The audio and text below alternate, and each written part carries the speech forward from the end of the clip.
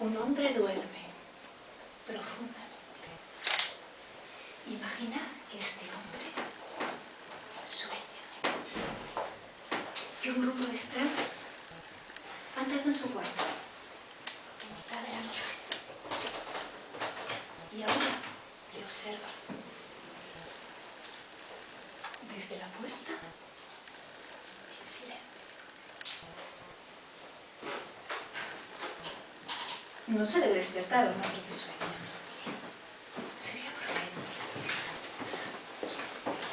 El sueño es el único reducto de verdadera libertad. Abandonáis el cuerpo la mitad de los días para atravesar el espejo.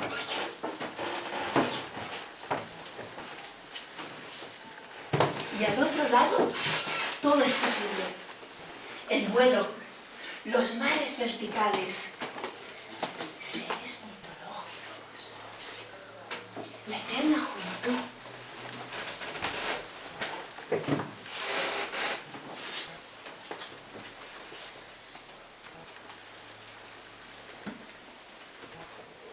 El gran tesoro del mundo en vuestras manos.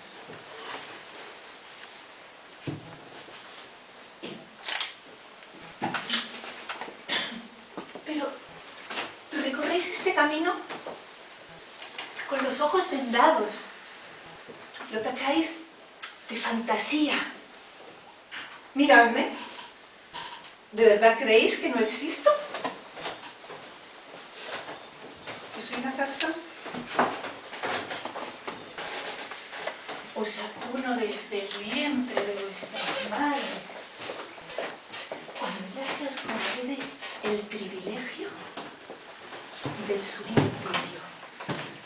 Os libero de vuestras cadenas.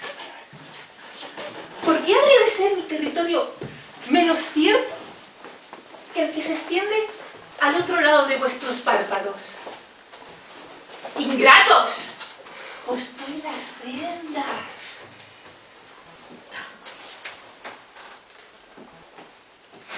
Transitáis inconscientes mi geografía. Son las normas desde que el mundo es mundo, bien lo sé. Aunque imaginad que esta vez todo fuese distinto. Y a nuestro hombre se le concediese la gracia de abrir los ojos dentro de su ensoñación. Alzaría su cuerpo en el aire y contemplaría mis dominios. Repararía entonces en el grupo de intrusos y se preguntaría quiénes son y por qué han allanado la morada de su sueño. Quiere escuchar su voz y les dice y se dice: estoy soñando. Sé que estoy soñando.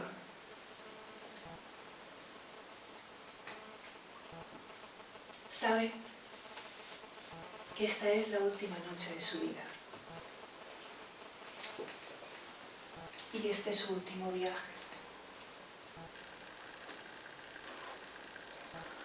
Morirá fusilado al despertar.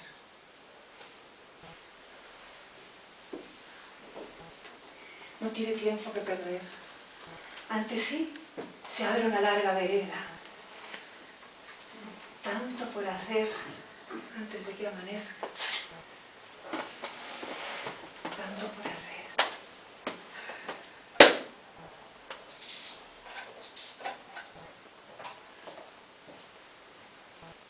Vuela, pájaro de bruma. Vuela.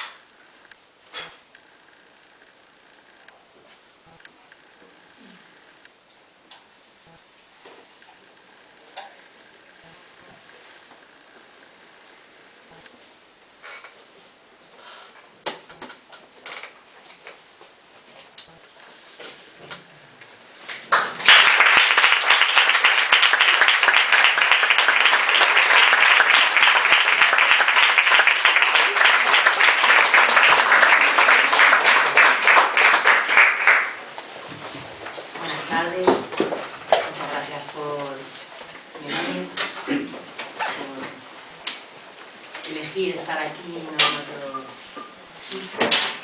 Yo soy la encargada, la privilegiada de presentar a Alicia.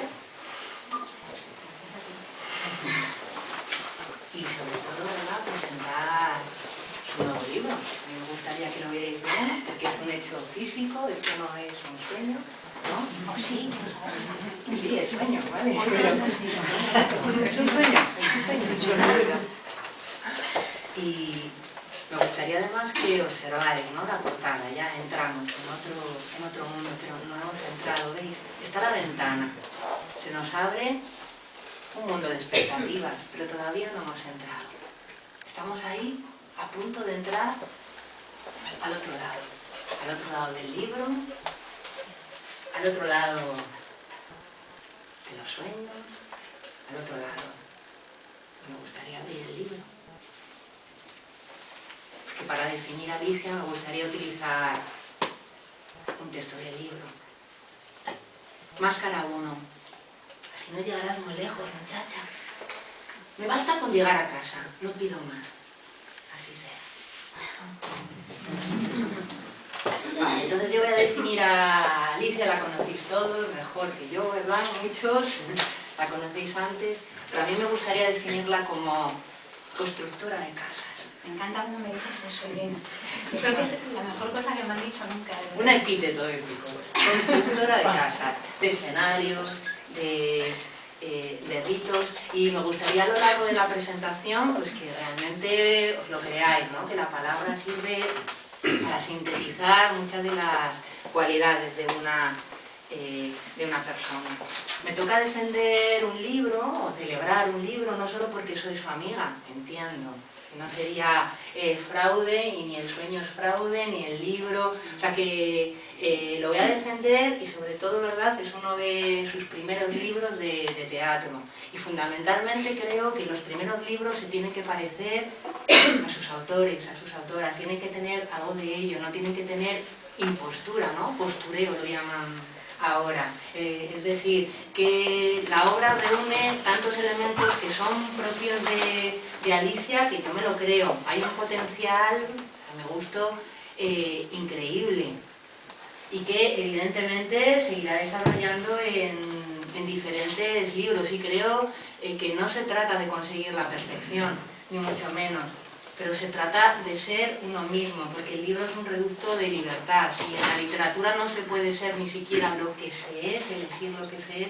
pues tampoco tendría sentido. Entonces nosotros hemos preparado una charla más o menos informal sobre lo que hemos ido hablando del libro. El principio, el otro día yo me tranquilicé, os cuento un poco cómo pretendía, me tranquilicé porque justamente yo soy profesora de instituto y encontré en un tablón de anuncios unas instrucciones de una universidad imaginaria en la que había una serie de normas.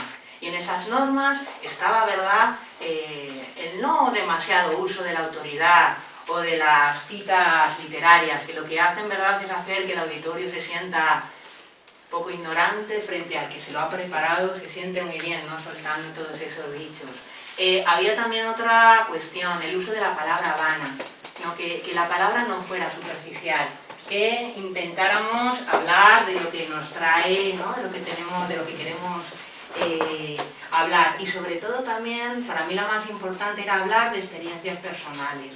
Es decir, que todos nosotros, cuando leamos un libro, nos podemos convertir en ese lector, lectora que actualiza una obra y lo hace suyo. Y así me he sentido yo. No soy una experta en nada, ni en teatro, ni en literatura, pero me siento muy feliz, muy dichosa de celebrar este libro.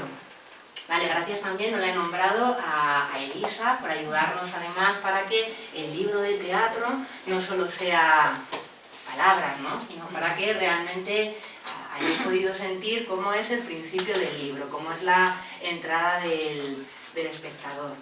Vale, recordad que además los libros de teatro no se venden. Casi nadie. ¿Habéis comprado muchos libros de teatro? ¿vale? A no ser de teatro que todavía no haya sido publicado, es decir, estamos ante un libro que todavía, no ha sido representado, casi nadie, si hablamos se asombraba a alguien, pero un libro de teatro vais a presentar, vale, es esto. Y también vamos a reivindicar la importancia del teatro leído. Este libro va a tener muchas vidas, las que leamos, pero evidentemente aspira a una vida plena y es a la representación y a poderlo vivir de una forma en experiencia. Y pasaríamos entonces ya directamente a hablar del contenido del libro. Y así lo hemos mostrado, ¿verdad? Lo que hemos empezado la obra con ese soñador, que es el protagonista del sueño, que dice: sé que estoy soñando, sé que estoy soñando. Y nos encontramos, ¿verdad?, una dicotomía, una dualidad que va a haber en el libro, entre la consciencia y la inconsciencia. Pero parece ser que ese hombre puede dirigir su sueño. ¿Qué nos dices de eso? ¿Has sido consciente de esa...? Sí, bueno, se trata de un sueño lúcido. Y la verdad es que el sueño lúcido es una de las aspiraciones que yo tenía desde la infancia. Porque cuando tenía 5 años, yo jugaba con mi prima a despertarnos dentro del sueño. Entonces teníamos hecha toda una trama de acciones para conseguirlo. Si bebíamos un poquito de agua, leíamos no sé qué pasajes de cuentos de Andersen y demás, con mi prima Bea, que era mi compañera de juegos, conseguiríamos un sueño lúcido. Entonces ya fijábamos incluso un lugar de encuentro. Y yo creía que esto se nos había ocurrido a nosotras por primera vez, hasta que el otro día, documentándome un poco para la charla que íbamos a dar aquí, descubro que ya existe todo un mundo de onironautas, que son gente organizada ya incluso, que tiene unas técnicas que vienen del yoga del sueño, que son técnicas ancestrales de Oriente, por el cual consiguen esto que nosotras nunca llegamos a conseguir, y es encontrarse en un punto. Y ellos quedan en la Catedral del Obradoiro. Y parece ser que lo consiguen. Y que se encuentran allí por la noche, tienen conversaciones y al día siguiente cada uno de ellos recuerda la conversación que han tenido. Así que bueno, yo nunca he experimentado el sueño lúcido, pero este era el punto de partida, ¿no? Y el sueño lúcido es algo que viene ya documentado de antaño. La idea es que la persona toma conciencia dentro de su sueño, como os ha dicho Elena, con pleno dominio de su memoria y de su voluntad, al igual que lo hace en la vigilia. Y de esa manera puede dirigir el sueño y puede acercarse, bueno, ya no existen las dimensiones espaciotemporales que hay aquí, con lo cual es un reducto de total libertad. Puedes viajar en el tiempo, en el espacio. Y esto ya venía documentado, aparece en un escrito de San Agustín de Hipona. Cuenta que un ángel le despertó en mitad de un sueño para mostrarle cómo la percepción en realidad no dependía de su cuerpo, sino que en realidad era algo del espíritu. Y de esta manera, en este sueño lúcido, este hombre, que es un hombre al que solamente le queda una noche de vida, porque va a ser fusilado a la mañana siguiente, es un preso durante la Segunda Guerra Mundial, luego ya os hablaremos un poco del contexto histórico, pues inicia un viaje, un tránsito junto a esas personas misteriosas que han aparecido en su sueño, que es el público, que esta tarde somos todos nosotros, y viaja de alguna manera a su inconsciente y también a las habitaciones de su memoria, ¿no? Habitaciones algunas más luminosas, otras más sombrías, y van apareciendo personajes que han sido fundamentales en su vida, ¿no? Personajes universales, en realidad: su madre, su amante, el compañero de armas, lo que vendrían a ser un poco los arquetipos que llamaba Jung, ¿no? Que son esas imágenes, esos patrones universales que están en el inconsciente colectivo de todos nosotros, ¿no? Y de ese diálogo con su memoria, con los fragmentos de su memoria, y también con este inconsciente individual y colectivo también nace la obra y nace la literatura. Y se da también un poco aquí el sueño cruzado, ¿no? Porque si este soñador ve a sus intrusos, es porque está soñando con ellos, pero esos intrusos también están soñando con ellos. Entonces se da aquí este cruce que es muy borgiano, de el soñador que sueña al objeto que a su vez le sueña a él, ¿no? Entonces, si Borges estuviera hoy sentado, bueno, sentado lo veo con dificultad, pero en algún rinconcillo de esta sala, si estuviera Borges hoy, quizás diría que esto puede ir aún más lejos, ¿no? Y que a lo mejor a su vez alguien me estaba soñando a mí, que soy quien he soñado al soñador, que es quien sueña el público, que a su vez le sueña a él, o que quizás nos estaba soñando a todos nosotros en esta sala, que bueno, esta cueva, que podría ser también una alegoría del sueño, ¿no? En realidad. Vale, yo quería recoger un fragmento en el que ya el soñador y su madre hablan de esto, se da cuenta de que son observados en sus sueños. Toda esa gente nos encontramos en el camino. Estaban tan desorientados como yo. Después de tantos años vagando las brújulas, pierden el norte. Y ya solo nos queda ayudarnos los unos a los otros. Vale, entonces... El público tiene un sentido, sí. Luego hablaremos de ello y también no puedo hacer una revelación total porque al final de la obra se sabe verdaderamente quién es el público, ¿no? Pero en cualquier caso, la idea es que el público se mueva con el actor y experimente en su propia piel todas esas sensaciones, esas evocaciones que el propio actor está sintiendo, ¿no? En las que se irán desarrollando a lo largo del tránsito, ¿no? por esa geografía del sueño. Otro punto que queríamos tocar, que también es una dicotomía, nos lo ha dicho, ¿no? La mujer sueño. ¿Crees que soy una farsante? ¿Acaso yo no soy real? Esa realidad del sueño, ¿vale? Parece que es una otra realidad, pero incluso la neurociencia nos está diciendo ahora mismo que en los sueños se activan para las partes del cerebro que también se activan cuando hay realidades, por lo tanto está pasando algo también en nuestro cuerpo durante este sueño. Y la literatura también, ¿verdad? Me gustaría que nos hablaras de esa concepción del sueño desde antiguo.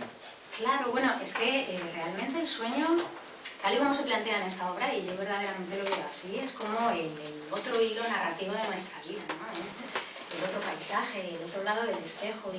Y decía Schopenhauer que la vida y el sueño eran páginas de un mismo libro y que para obtener la vida real habría que hacer una lectura simultánea de ambas, ¿no? Y eso es lo que ha dicho precisamente el personaje que encarna Elisa, que es el sueño en sí, ¿no?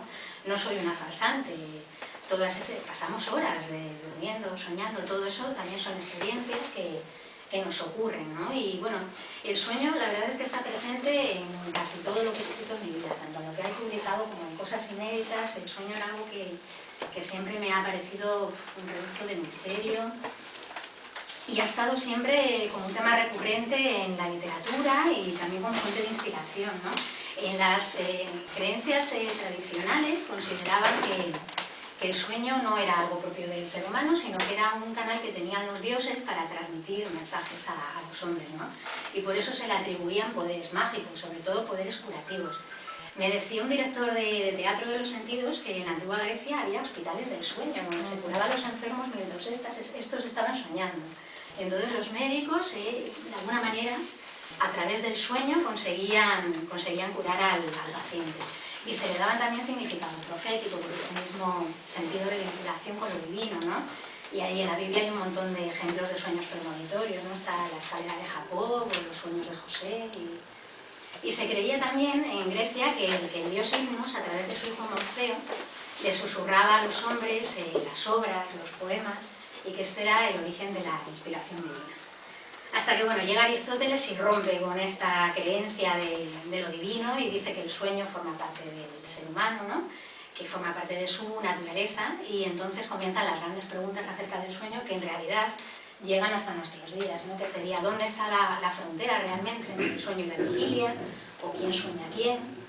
Y ha estado presente en todas las etapas de la historia del arte, desde distintas perspectivas, en el barroco, con esa vida como sueño y la muerte como realidad, ¿no? Como que trastocan, la vida es muerte y la muerte es vida, realidad.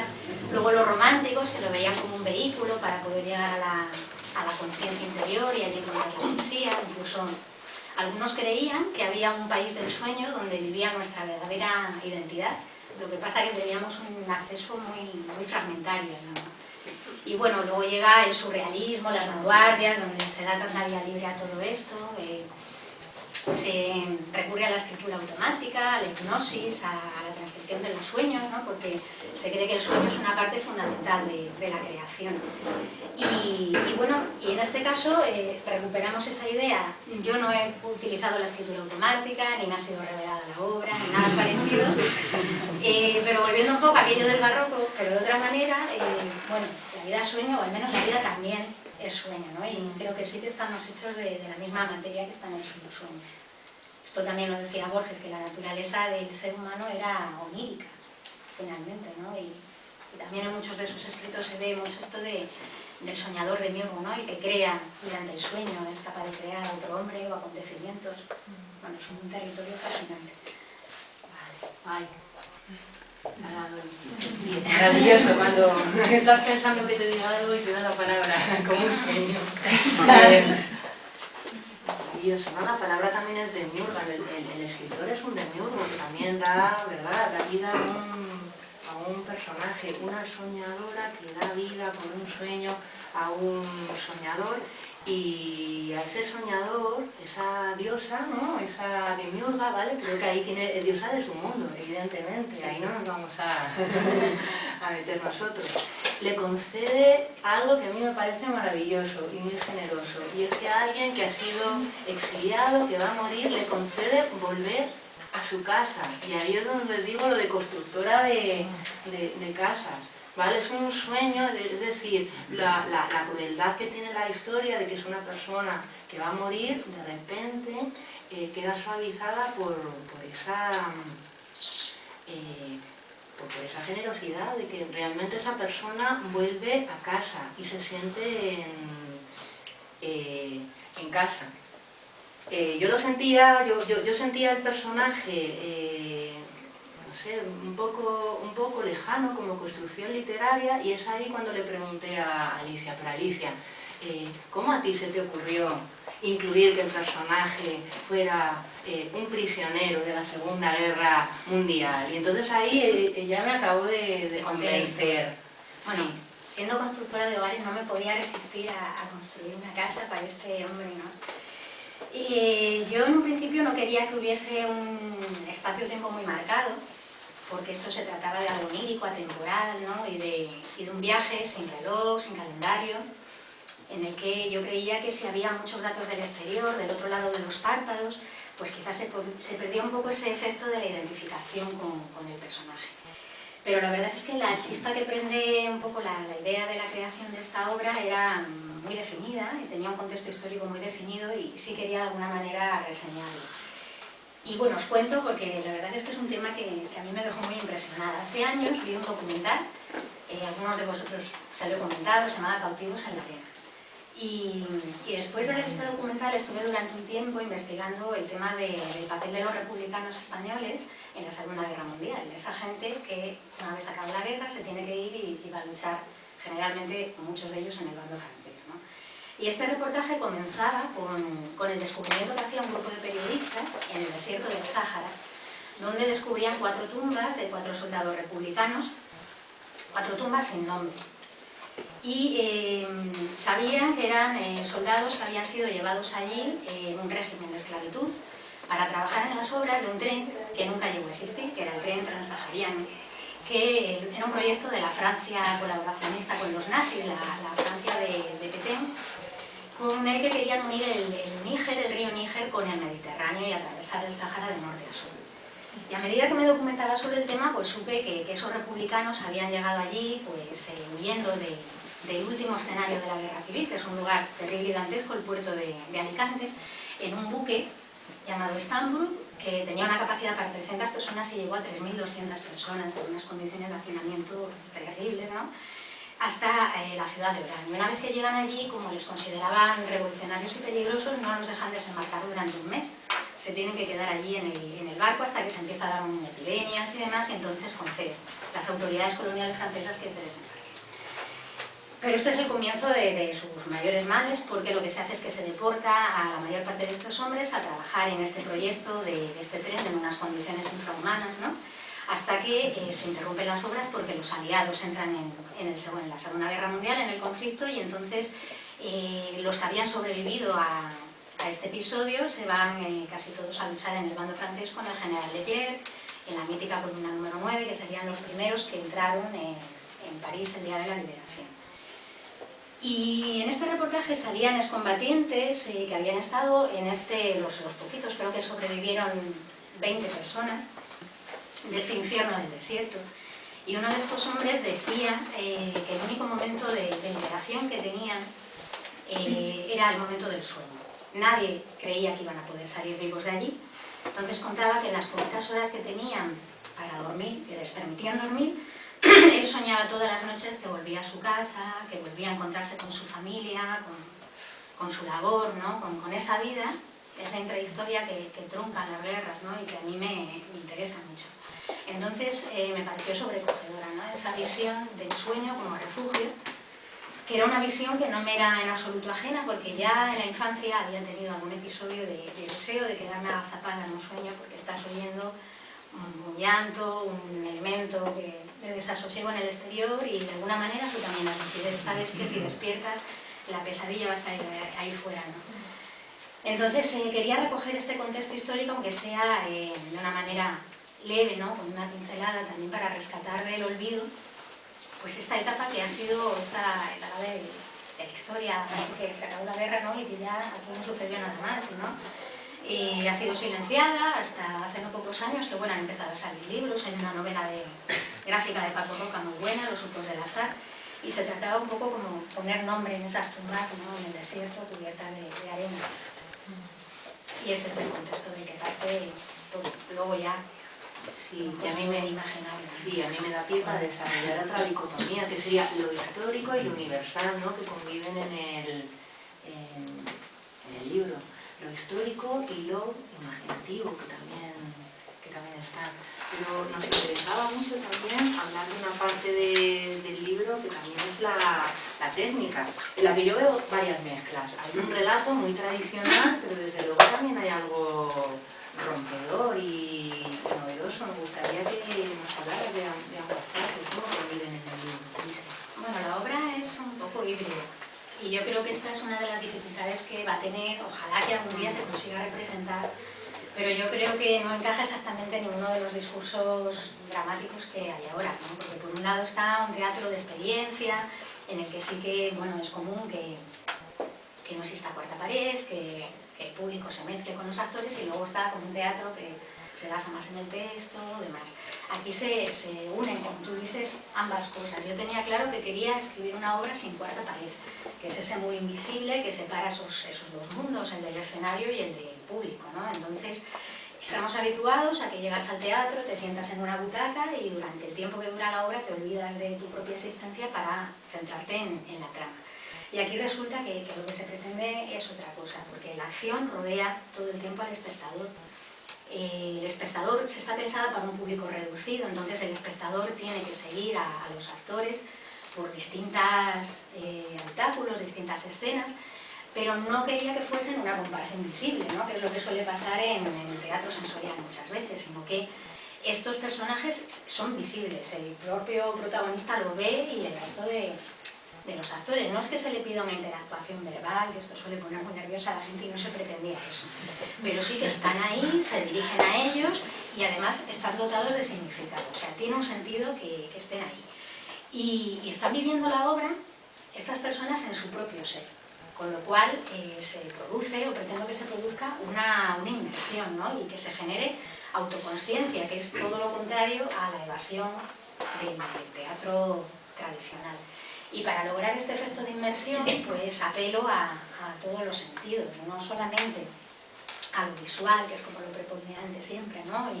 Y al texto, que para mí es muy importante, y también, pero también algo que vaya más allá, ¿no? Que provoque la sensación pura, digamos, y que hable el idioma de la intuición, ¿no? Que es lo que yo quería rescatar para este teatro, la sugerencia.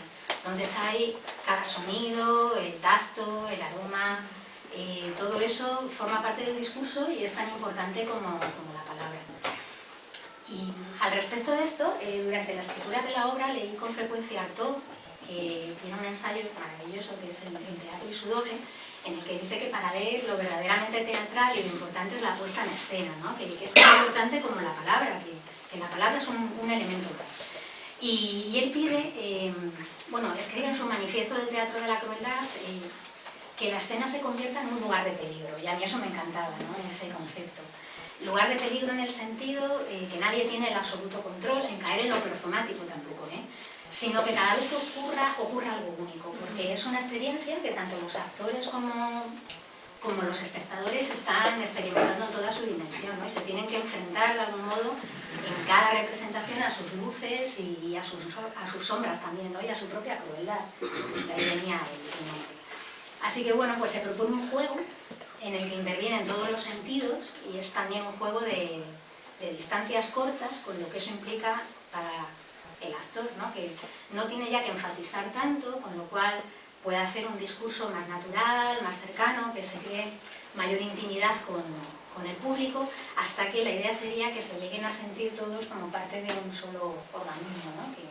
que transita por esa casa de los sueños, que es el inconsciente del soñador. Muy bien.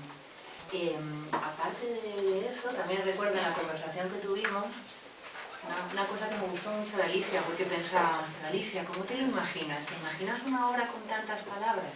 Yo le preguntaba, y Alicia me respondía, bueno, yo podría renunciar, ¿no? Incluso, es el momento en el que me habló de Artaud, y realmente me gustó mucho esa capacidad de Alicia de saber que su libro, que finalmente, ¿verdad?, aquí, se va a transformar, y que se va a poner en manos de dramaturgos, de directores de escena, que lo transformarán y que muchas de sus cosas van a cambiar. Y me encantó también esa capacidad de decir, lo celo, ya no es solo mío, ¿qué harán con él? ¿No? Pero tendrá otra... La verdad es que cuando leía todo, que llevaba ya una parte escrita, y bueno, también luego había ido a unos cursos con Enrique Vargas, que es el director de Teatro de los Sentidos, que es un referente en ese tema, y bueno, Enrique Vargas ya ha estudiado para Artaud, la palabra era una parte del discurso, pero Enrique Vargas ya prácticamente ha renunciado por completo. Entonces yo me pregunté, oh Dios mío, ¿y si esto ya es demasiado texto?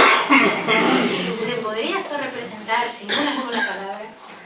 Y pensé que, bueno, quizás sí, ¿no? Hombre, hay partes obviamente que se perderían, pero quizás tampoco importaría que se perdiesen, ¿no? Se ganaría de alguna manera en sugerencia, quizás. Yo creo que sí se podría hacer ese camino con el sueño, un sueño mudo en este caso, pero hay tantos otros elementos para poder expresar que tampoco sería imprescindible. Vale, entonces hay otra cosa muy importante en el libro que son los ritos, los símbolos. Vale, y también me gustaría destacar esa importancia del rito en Alicia, porque la verdad, yo desde que la conozco no paramos de rituales. Es verdad, sí, entonces, los que estáis ahí, claro, evidentemente, yo encuentro en el libro y digo, claro, que es Alicia, ¿cómo podría dejar de faltar? Entonces, muchos de los que estáis aquí habéis asistido a una cosecha con Alicia y de repente encontrar la cosecha en el libro, pues también apela, ¿no? A una experiencia muy grande, pero hay muchas más, ¿no? Hay muchos más ritos y experiencias. Sí, bueno, la verdad es que la obra en eso me identifica, porque sí que es verdad que siempre, desde que era pequeña, me estoy tramando de algún modo ritos, y la obra en sí es un extenso ritual compuesto de un montón de símbolos puestos en acción, ¿no? Pues no solo a través de la palabra, elementos gestuales, sujetos y demás. ¿Y por qué de esos ritos? Bueno, pues existen desde que existe el ser humano, ¿no? Se busca trascender a través de la acción, llegar a un estado del ser donde no podemos llegar pues, con la palabra o con el pensamiento, ¿no? Alcanzar una realidad superior y también crear lazos. Y dar, no sé, es dar seña quizás de nuestro paso por el mundo, la conciencia del paso del tiempo. Hay ritos de tránsito que celebran las transformaciones de cada individuo, pues el nacimiento, la muerte, el paso de la adolescencia a la vida adulta, y hay otros que son muchos de los que hemos celebrado, que lo que celebran son los ciclos de la tierra, ¿no? La siembra, la cosecha, o el paso de las estaciones que tantas veces hemos celebrado. Llega la primavera, hay que celebrarlo, ¿sí? Y bueno, pues este libro podría definirse quizás en cuanto al rito como un ritual de tránsito de la vida o la muerte, en cuanto que estás acompañando a un personaje que que está esperando su final, ¿no? que es la última noche de su vida, y se va a encontrar con esos reflejos de sí mismo, con esos reflejos del universal también, que decíamos antes, los arquetipos, pues con la madre, con el maestro, los personajes que encarnan los espíritus de la tierra, y con cada uno de ellos se va tramando un rito específico. Por ejemplo, bueno, hay un momento en el que el primer personaje que encuentra es la madre, que está en una cocinita, pues años 30, con sus fogones y demás, y hay un momento que se invita al público a que se laven las manos, y esto es un ritual como de purificación. En otro momento siempre el público interviene, se separan unas legumbres pintas, otras blancas, y esto habla un poco del compás, del paso del tiempo, ¿no? de las labores del campo. El maestro propone que se juegue una partida de ajedrez colectiva, de manera que los personajes que quieran pasar al otro lado de un estrecho paso tienen que ejecutar un movimiento en el tablero de ajedrez. Y esto es como un ritual de autoconocimiento, ¿no? Porque dice el maestro que se juega como se vive. Entonces, según la jugada que hagas, va dándote un matiz, ¿no? de personalidad o hacia dónde caminas. Se atraviesa la superficie de un espejo, que es también otro elemento que está muy presente, y eso es como un cambio de conciencia, ¿no? Hay una hoguera donde se arrojan palabras, la hoguera como ese crisol donde nace y muere la palabra, y luego, pues por supuesto, no podía faltar un banquete. Entonces hay un banquete servido por unos personajes ataviados con máscaras y demás, que están muy tomados del atuendo de los diablitos del carnaval, que son esos personajes un poco burlones, pero sabios también, ¿no? que simbolizan la tierra y la fertilidad. Y bueno, al final ni siquiera creo que se trate de poner sobre estos elementos un significado que les sea ajeno. Yo creo que son elementos que tienen en sí una carga simbólica, en virtud de ese océano que es el inconsciente colectivo que decíamos, ¿no? Y el agua, el fuego remiten siempre a la purificación, la madre es la protección, el sustento, también por otro lado puede ser la culpa o la angustia, el maestro es como ese iniciador, ¿no? el pasante que te lleva hacia la sabiduría. Y esos frutos, esas nueces, el queso, el vino que se sirven en la mesa, pues vienen a ser símbolos de eso, la cosecha, la fertilidad. Y también aluden un poco a la cosecha interior, ¿no? La pregunta sería, ¿qué has cosechado tú en este ciclo de tu vida? Y como en el origen de toda la creación suele haber una duda o una pregunta, pues en esta obra hay muchas preguntas simbólicas que se plantean, se lanzan al aire, y que, bueno, pues los espectadores irán encontrando las respuestas también a través del rito, participando en él, ¿no? Es algo que sucede activamente, no es simplemente algo teórico, se vive. Bueno, pues vamos a pasar a otro punto que sería algo para mí muy importante, porque yo me preguntaba, ¿por qué me he elegido a Alicia para...?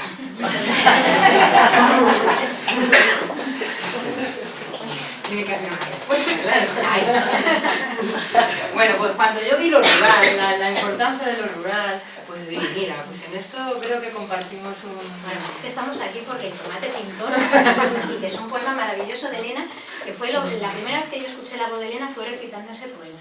Que es un poema a un tomate que ha madurado en la planta, que es el tomate pintón. Entonces yo ahí supe que había un mundo ya en común. Sí. No todo el mundo escribiría el poema al tomate pintón. Lo siguiente, además fue un rito, fue un viaje a su pueblo, que es excepcional, porque es excepcional. Hay gente hoy aquí que viene de allí. Bueno, no sé si...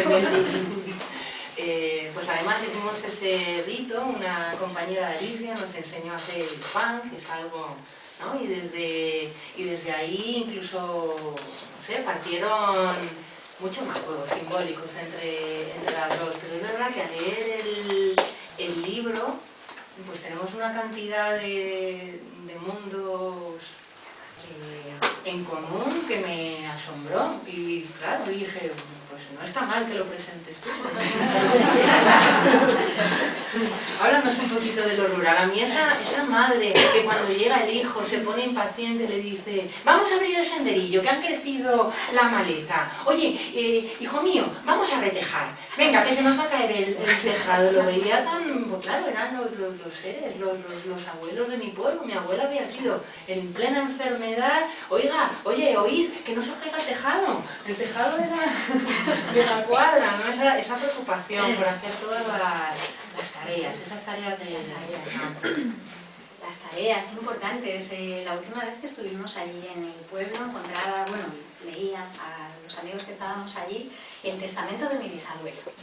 Y el testamento de mi bisabuelo dice todo de aquella época, porque era un testamento en el que se inventariaba hasta el último objeto. O sea, el testamento antes se decía 2 sartenes, una manta, y luego daba instrucciones, ¿no? Porque claro, la vida continuaba y esa rueda en el campo continúa y después de la guerra creció una nueva cosecha en esas cunetas y la naturaleza nunca para. Para mí lo rural está en la base de todo lo que escribo. Y en este caso, este hombre que sueña, pues es un hombre que viene del campo, es un hombre que era un panadero, que vivía cerca de su raíz, cerca de los ciclos de la tierra y que era depositario de esos saberes ancestrales, ¿no? Junto a su familia. Y bueno, claro, yo también veo ahí identificada, hombre, si no, mi madre, mis abuelos quizás más, ¿no? Porque lo rural está en mi raíz. Mi padre todavía vivió del campo, cultivaba el campo hasta que llegó la época de la emigración, ¿no? Y la primera forma de literatura que yo conocí fue en este entorno. Eran las historias de los antepasados que oía a mi abuelo evocar allí en el asiento de piedra que había allí en la casa en las noches de verano. Y todos estos mitos, porque al final es toda una mitología familiar, ¿no? Que está presente en las páginas de este libro, ¿no? Y también está, bueno, pues mi relación con la tierra, todos esos ritos ancestrales que estaban vinculados al trabajo en el campo. Porque bueno, esto lo comentábamos en la presentación del libro anterior, que los nacidos a finales de los 70, a principios de los 80, formamos parte de una generación que a mí me parece privilegiada, porque somos como la generación bisagra, que todavía pudimos ver un mundo rural que no se diferenciaba demasiado al que habían vivido nuestros antepasados, en el sentido que es que, bueno, yo todavía conocí un pueblo sin alumbrado eléctrico en las calles, sin lavando en las pilas de la ropa, no se diferenciaba tanto al de mis bisabuelos o mis tatarabuelos, y luego de pronto se produce ahí esa evolución rapidísima, ¿no? al mundo actual, donde todo es como inminente, a las redes de comunicación, ¿no? a lo virtual. Decía el escritor asturiano Juan Bello, que a mí me encanta, decía: vi morir un mundo y quiero dar noticia de él. Yo creo que ahí está la raíz, ¿no? de esa vuelta continua al campo, y es como un rescate otra vez del vivido. Y me siento, pues, por mis raíces familiares, por esos veranos en ese pueblo que ha sido tan importante para todos los que hemos pasado por allí, me siento mucho más unida a los elementos de la naturaleza que al urbano, a pesar de que, bueno, siempre he vivido en una ciudad, ¿no? Pero los asombros, el aguare que dicen los Jain, ¿no? Que es lo que enciende la chispa de la inspiración, para mí nace de la contemplación, del paso del tiempo en la naturaleza. Es como observar lo milimétrico, ¿no? Lo ínfimo, y vislumbrar a veces ahí una rendija algo más grande, algo universal.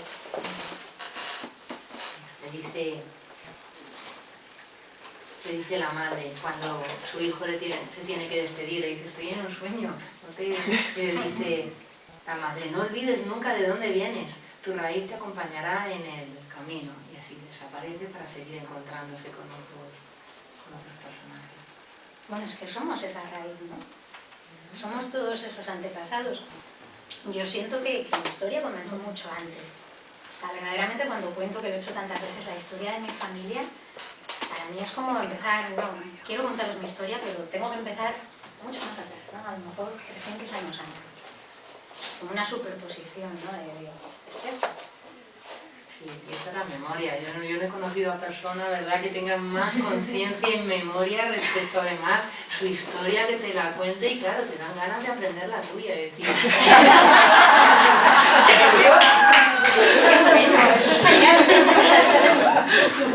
Es decir, ¿qué pasó? ¿Y mi tatarabuela qué hacía? Porque si Alicia ha tenido noticia, la memoria también no se me puede olvidar. Vale, la casa de Alicia, del pueblo del Cional, es una casa que se conserva en muchos casos tal cual. Parece que no ha pasado el tiempo. Puedes llegar allí y... no sé, yo he estado en la cuadra y he dado un viaje increíble. Estás en otro mundo. Y yo, sinceramente, que he vivido en otra cuadra, que ya no, es como se abren puertas. Y creo que es muy importante el tema de la memoria en Alicia, ese recordar, olvidar. Sí, porque bueno, al final es verdad que en esa casa parece que el tiempo está estancado, ¿no? Había un pasaje en 100 años de soledad que estaban persiguiendo un personaje, creo que era José Arcadio II, y entonces se esconde en un cuarto donde estaban centenares de vacinillas que habían utilizado unas niñas del ferrocarril de Virginia o algo así. Y entraban los milicos y contenías la respiración porque parecía que ya los iban a detener, pero nadie le veía. Y la justificación era que había entrado como en otra dimensión temporal, ¿no? Como que en ese cuarto estaba en otra época, y yo cada vez que entro en algunos espacios de esa casa tengo esa sensación.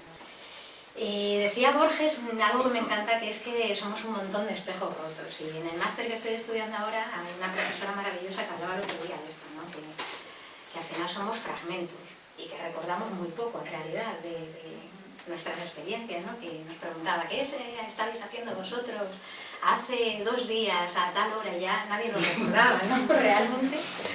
Entonces, bueno, el espejo, que es otro elemento simbólico también muy presente, ¿no? que hay de nosotros en eso, cuál es nuestra identidad. Y yo cuando pensé en desenrollar el ovillo de la memoria y del inconsciente de este hombre a los pies de ese grupo de extraños, para que al final de la ópera supieran tanto de él como él mismo, me di cuenta que en realidad lo que estaba haciendo era como esparcir fragmentos de espejo roto, ¿no? De recuerdos.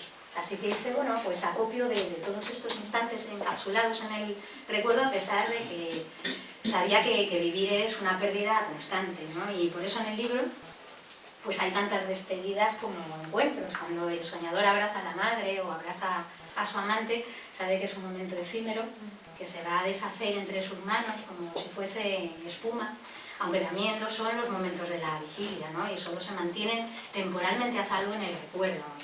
Y bueno, creo que recordar no solo atañe a la mente, sino que también el cuerpo tiene una memoria. Y aquí volvemos al tema de los sentidos, ¿no? Lo que se busca es evocar, pues a través de, esto es muy proustiano ya, ¿no? A través de los sonidos, de los sabores, de ese sabor del caldo, el sonido acuático que acompaña siempre al personaje de la novia, o el aroma del puchero, el tacto de la tierra húmeda sobre la que van caminando en algunas partes del camino. Pues todo eso lo que busca es poner en marcha el mecanismo de la evocación, ¿no? Y que lo sientan. De algún modo son elementos universales o experiencias universales que se van hilvanando con la experiencia particular. Y así la obra podría ser infinita, porque claro, las evocaciones son múltiples, ¿no? Y en cada momento podrían ser diferentes. Y luego está el olvido, porque todos olvidamos, y el olvido sería la muerte, ¿no? Al perder, si somos un puñado de recuerdos que están en permanente evolución, cuando perdemos esos fragmentos, ¿no? ¿Qué queda de nosotros? Se borra la identidad, se borra el yo.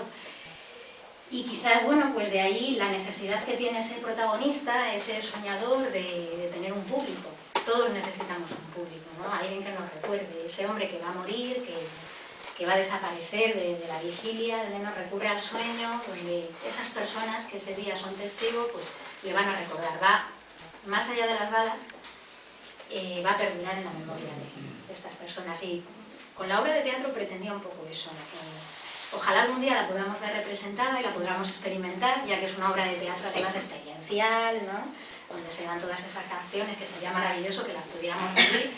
Pero mientras esto ocurre, para mí la lectura de teatro, y esto es algo que Elena y yo hemos hablado, tiene un sentido, ¿no? Porque cada uno de vosotros es un escenario. Entonces cada vez que la obra se lee, la historia se reinicia, acontece de nuevo en vuestro interior. Así que bueno, al menos habrá sucedido dentro de vosotros. Ojalá que algún día también pueda ser de una manera coral. Muy bien, pues ya estamos casi, ¿verdad?, a punto de empezar una lectura de un acto, y no sé, ha sido como un sueño.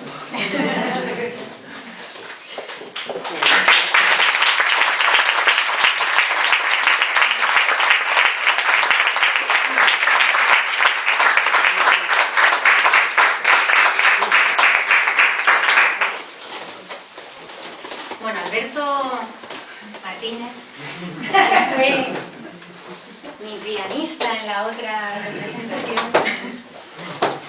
Voy a actuar aquí como intérprete y además protagonista.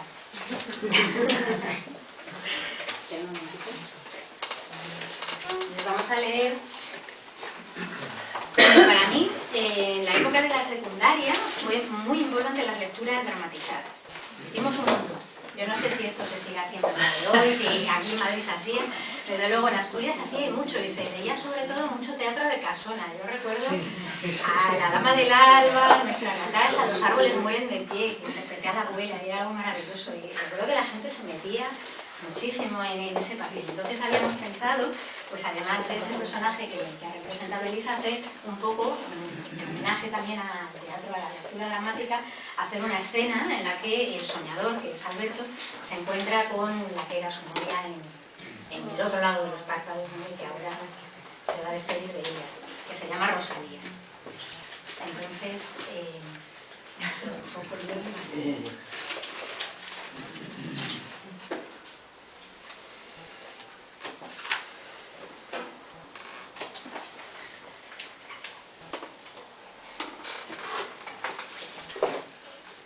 Siempre quise bailar con una sirena.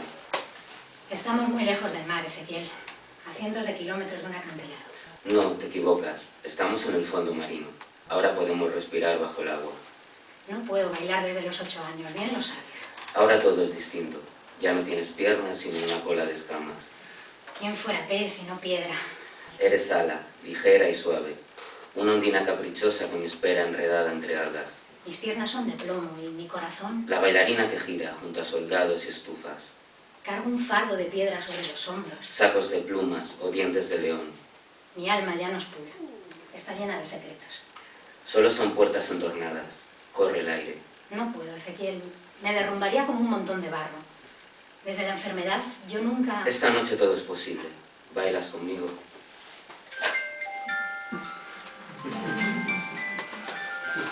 Durante toda mi vida traté de imaginar esta sensación, este vuelo. Ahora estamos en el centro del torbellino. Giraremos y giraremos mientras suene la música. Si somos un círculo no habrá principio ni fin. No nos encontrará la muerte. No la nombres aquí, no entre nosotros. ¿Por qué? ¿Tanto la temes? Es un abismo. Yo no la imagino oscura, sino todo lo contrario. Un fogonazo, una luz cegadora, como esa claridad del mediodía abrasando los trigales. ¿Recuerdas los tiempos de siega? Mi padre me llevaba en una carretilla, tumbada sobre los sacos de grano. Teníamos que cerrar los ojos para que el sol no nos deslumbrase. Así me la imagino, deslumbrante. No me hables de ella, tengo miedo. Estás lejos de ese precipicio, sirena. Aún verás muchas cosechas. ¿Y tú? ¿Estarás a mi lado? Yo siempre estaré a tu lado, aunque sea bajo tus párpados, justo en el instante en que los cierres para que el sol no te deslumbre. Hablas como si ya te hubieras asomado al otro lado. Yo solo giro como las agujas del reloj, entre tus brazos, solo eso. ¿Tu reloj? ¿Por qué no gira, Ezequiel?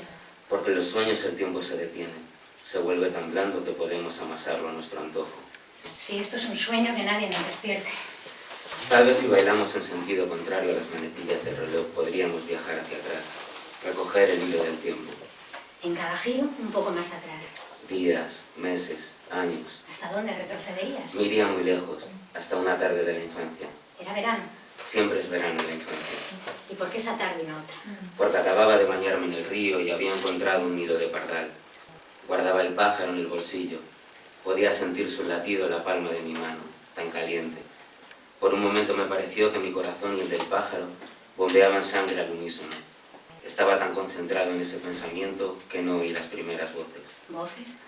Era mi madre, que bajaba corriendo por la alameda. Gritaba mi nombre, pero no quise responder. Me quedé allí tumbado escuchando el latido del pardal. Sabía que si respondía a su llamada todo cambiaría. Ya no más baños de agua dulce, ni verano, ni infancia. Cuando al fin comprendí que mi padre había muerto, saqué el pájaro del bolsillo. Temblaba como una estrella entre mis manos. Apreté un poco su cuerpo y abrí el pico sin que una sola nota saliese de su pecho. Pensé que él también debía morir, que yo mismo debía hacerlo, como mi padre, pero al final lo solté.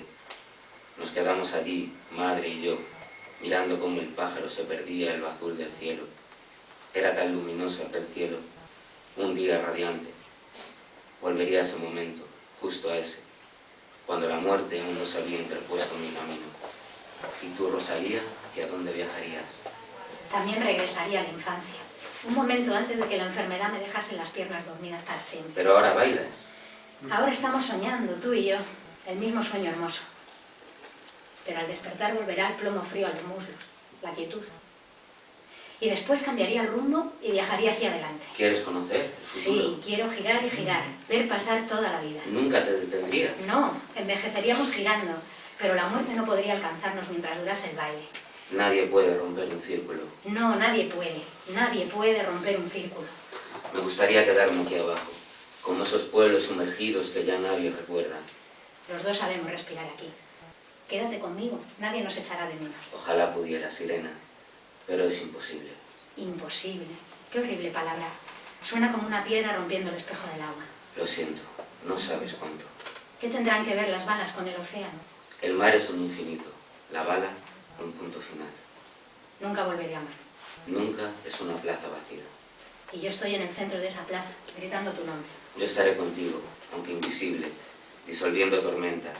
Siempre que salga el sol, sabrás que he vencido. Escampará en tus manos. Enredará una brisa salada tu cabello y serán mis dedos. ¿Con qué? ¿Con qué llenaré este hueco? Con el mar.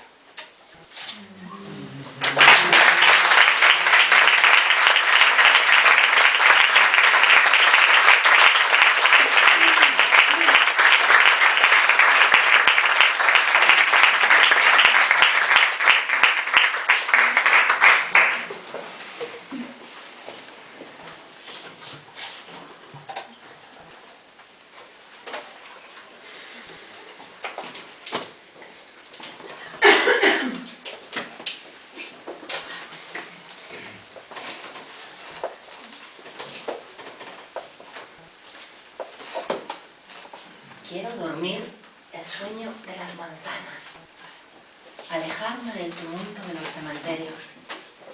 Quiero dormir el sueño de aquel niño que quería quitarse el corazón en alta mar. No quiero que me repitan que los muertos no pierden la sangre, que la boca podrida sigue perdiendo agua. No quiero enterarme de los martirios que da la hierba, ni de la luna con boca de serpiente, que trabaja antes del amanecer. Quiero dormir un rato, un minuto, un siglo, pero que todos sepan que no he muerto, que hay un establo de oro en mis labios, que soy la pequeña amiga del viento del oeste, que soy la sombra inmensa de mis lágrimas.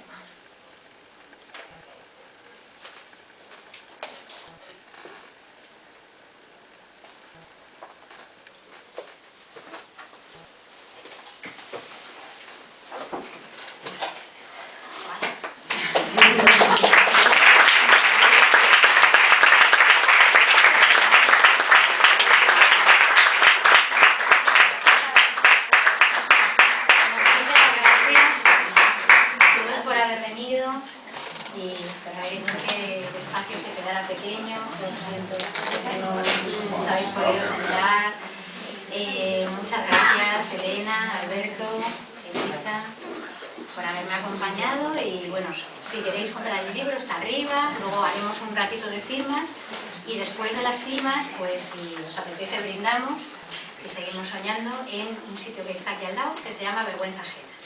Gracias.